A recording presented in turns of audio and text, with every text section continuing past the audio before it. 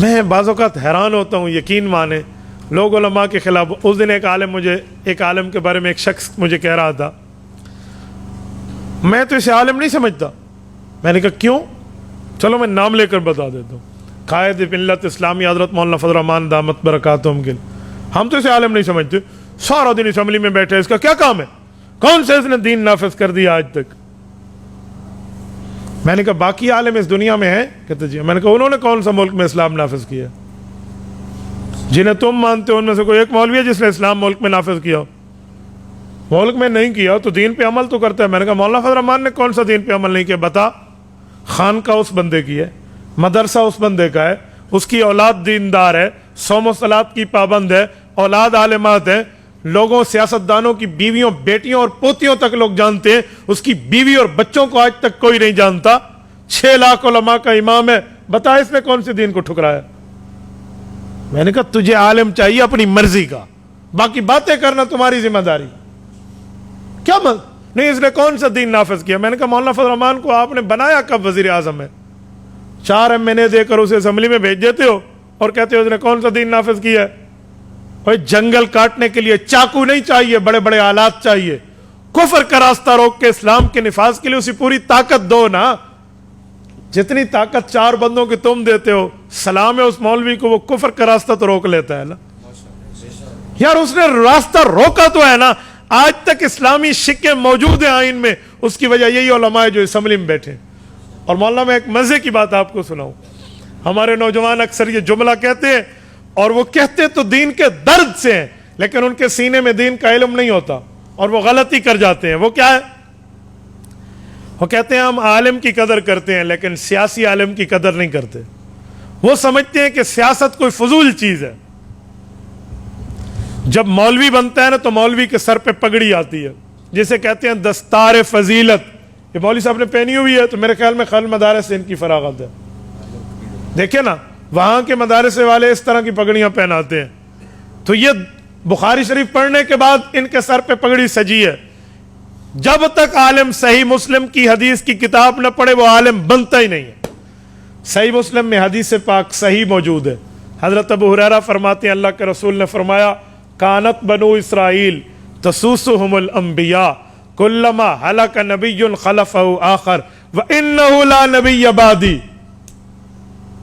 لوگوں انبیاء کرام انبیاء بھی ہوتے اور سیاستدان بھی ہوتے تھے. جب ایک نبی فوت ہوتا دوسرا نبی بھی آتا اور سیاستدان بھی ہوتا. اور میں سب سے آخری نبی ہوں، میرے بعد نبی نہیں آئیں گے، میرے خلفاء ہوں گے.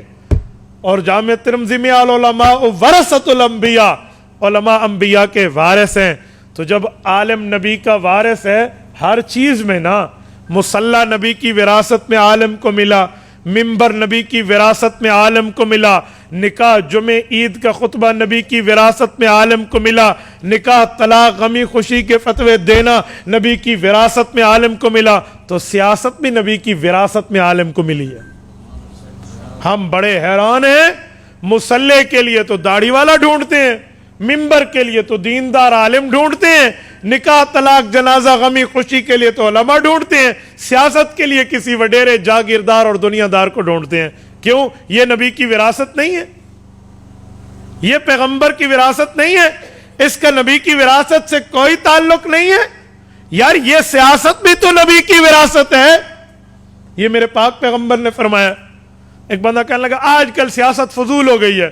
میں نے کہا اگر کوئی ایسے کہہ دے آج کل امامت فضول ہو گئی ہے تو کسی داڑھی منڈے کو امام بناؤ گے اپنی مسجد کا؟ خطیب رکھ لو گے؟ کہتے نہیں. میں نے کہا پھر نہیں، حضور پاک کے دور کو 14 سال گزر گئے ہیں اسی لیے سیاست فضول ہو گئی ہے. میں نے کہا پھر امامت اور خطابت بھی فضول ہو گئی ہے، 14 سال گزر گئے. تو اگر وہ محفوظ ہے تو یہ بھی محفوظ ہے. وہ خدا کے بندے سیاست دین کا جزو ہے، سیاست شریعت کا حصہ ہے، سیاست اسلام کا پارٹ اور حصہ ہے. آپ کیسے کہتے ہیں یہ نہیں ہے؟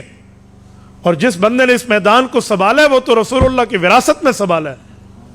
تو کہتا ہے میں سارے مولویوں کو مانتا ہوں، سیاسیوں کو نہیں مانتا. اور تبلیغ کا مولوی تبلیغ سنبھالتا ہے تو حضور کا وارث ہے. اور یقیناً ہے جہاد کا مولوی صحیح جہاد سنبھالتا ہے تو حضور کا وارث ہے. تدریس کا مولوی درس سنبھالتا ہے تو حضور کا وارث ہے. تزکیہ کا مولوی خانقاہ میں دلوں کو اللہ اللہ کرنا سکھانا اگر سنبھالے ہوئے تو حضور کا وارث ہے، سیاست جس عالم نے سنبھالی ہے وہ حضور کا وارث کیوں نہیں ہے؟ یہ تمہیں کس نے کہہ دیا یہ رسول اللہ کا وارث نہیں ہے؟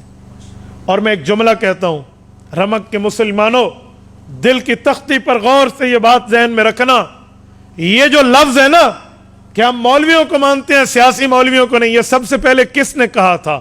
اس دھرتی پر کس نے کہا تھا آپ جانتے ہیں؟ قادیانیوں نے کہا تھا۔ کیوں؟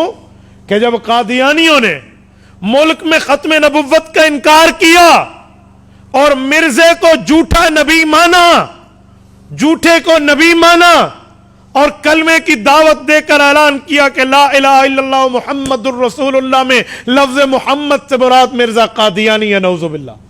انہوں نے اعلان کیا کہ ہمارا نبی مرزا ہے، اس پر فرشتہ اترتا ہے جس کا نام ٹیچی ٹیچی ہے، اس پر سنسکرت زبان میں آیات اترتی ہیں، اور قادیانیوں نے اپنا مذہب بنایا اور حضور پاک کی ختم نبوت پر ڈاکہ ڈالنے کی کوششیں کی۔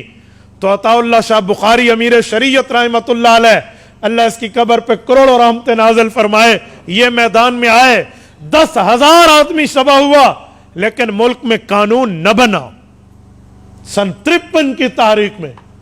لیکن جب سن 1974 آیا، اس وقت اس ملک پر اللہ کی ایک رحمت تھی، ایک سیاسی عالم اسمبلی کا ممبر تھا جسے دنیا مولانا مفتی محمود کے نام سے یاد کرتی ہے رحمہ اللہ، یہ اسمبلی میں تھا، سیاسی بھی تھا، مدرس بھی تھا۔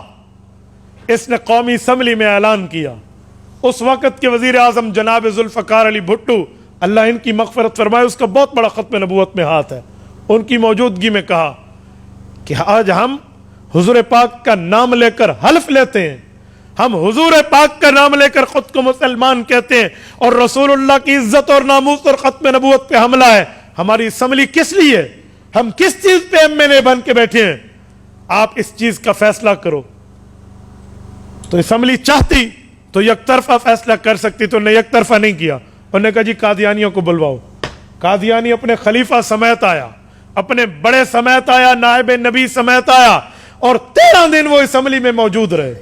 13 دن انہیں بہت سا ٹائم ملا، اپنے آپ کو مسلمان ثابت کرو، دلیلیں لاؤ، ثبوت لاؤ، ایویڈنس لاؤ کہ تم مسلمان ہو اور تم حضور کے ختم نبوت کے منکر نہیں ہو، حضور پاک کی شریعت کے انکاری نہیں ہو، دلیلیں لاؤ۔ 13 دن تک بحث چلی۔ ادھر سے مولانا مفتی محمود مسلمانوں کے قائد تھے، باقی علماء سمیت تمام مکتبہ فقہ فکر جتنے اہل سنت والجماعت اسلام کے ہیں وہ سارے موجود تھے، اور ادھر سے قادیانیت تھی۔ 13 دن بحث ہونے کے بعد کفر ہار گیا اور اسلام جیت گیا۔ یہ اسلام کو تو اللہ نے ضرور جتوایا، سبب یہ سیاسی عالم بنا ہے، یہ سیاسی شخصیت بنی ہے، اور مولانا مفتی محمود نے مرزے کو کافر اقلیت قرار دلوایا اور ملک میں قانون بنوایا کہ جو ختم نبوت کا منکر ہے وہ اپنی عبادت گاہ کو مسجد نہیں کہہ سکتا، وہ کلمے کا اعلان کے اوپر دعوت نہیں دے سکتا، وہ خود کو مسلمان نہیں کہہ سکتا، وہ کافر اقلیت قرار آ گئے۔ 7 ستمبر 1974 کی لیجسلیٹو اسمبلی نے، آج امن ہے پاکستان میں، تمہیں کوئی قادیانی دعوت دیتے نہیں ملے گا، کوئی مرزائی حضور کی ختم نبوت کے انکار کو اعلانیہ آتے ہوئے نہیں ملے گا۔ وہ چوٹ کس نے ماری تھی؟ سیاسی عالم مفتی محمود نے ماری تھی۔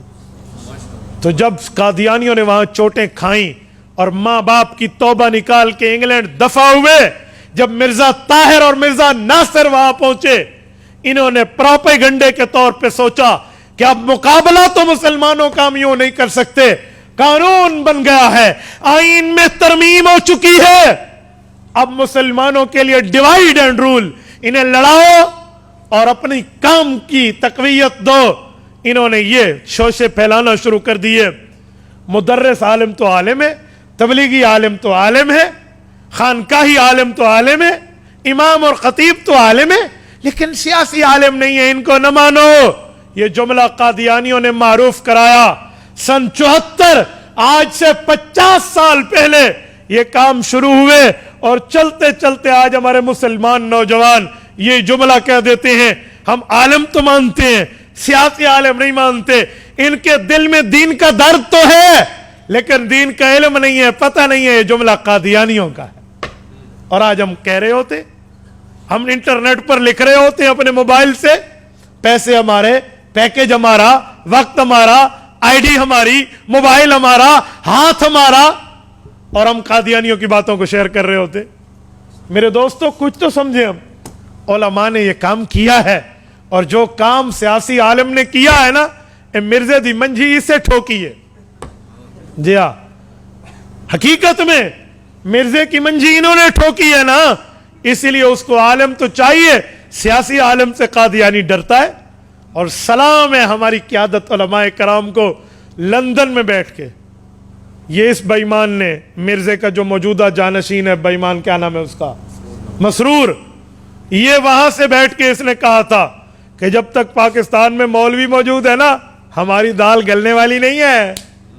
میں کہتا ہوں سنو, مولوی بھی موجود ہے, اور جب تک رسول اللہ کا کوئی غلام بھی زندہ ہے تمہاری دال پھر بھی نہیں گلے گی.